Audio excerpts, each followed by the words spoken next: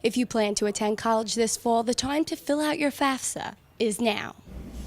It's nothing to fear. The FAFSA is the free application for federal student aid. Every student is eligible to receive federal aid, be it loans or grants. You are eligible for it, and I think that most students don't realize that they are eligible for something. So it's definitely doing yourself a disservice if you don't fill it out.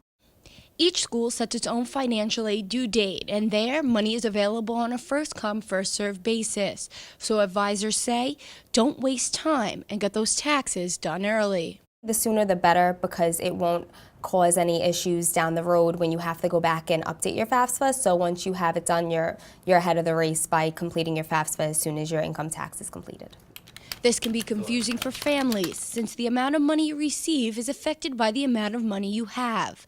The form asks for information from your tax return from last year, which doesn't have to be filed till April. But rather than wait, you can use your best estimate.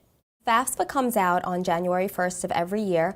I would suggest filling out the FAFSA once the student has filled out their tax return for the previous year. You can go off of the previous year's income taxes. However, when you do get your new tax return, you would have to update your taxes.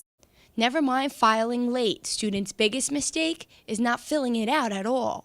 Some students are a bit intimidated by the application itself, and others also just feel like, hey, I'm not in that bracket where I can get any grants from the federal government. Let me not just do it at all. I think there's a very big misconception with that as well, because even if they're not pursuing any grants, they are going to have to take out loans. So they may go, to a private lender, whereas maybe they won't even have to go through that step. Maybe they can just borrow federal loans through the government. Many also think the form is simply too difficult to file on their own. But there's no need to pay a professional, especially if St. Francis College can help. We can either help you right then and there over the phone if you're, on the application, or we can sit down and assist you as well. You can always come in, you can stop in, you don't need to make any appointments.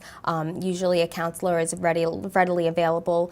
Another warning, only use the government FAFSA website.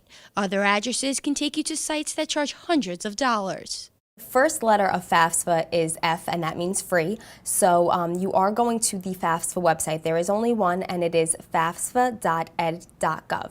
They shouldn't be charging you any fee. If you do come across websites that are charging fees, don't go to them, don't fill out anything. To get more information about filing and other financial aid issues, you can attend St. Francis Open House this Sunday.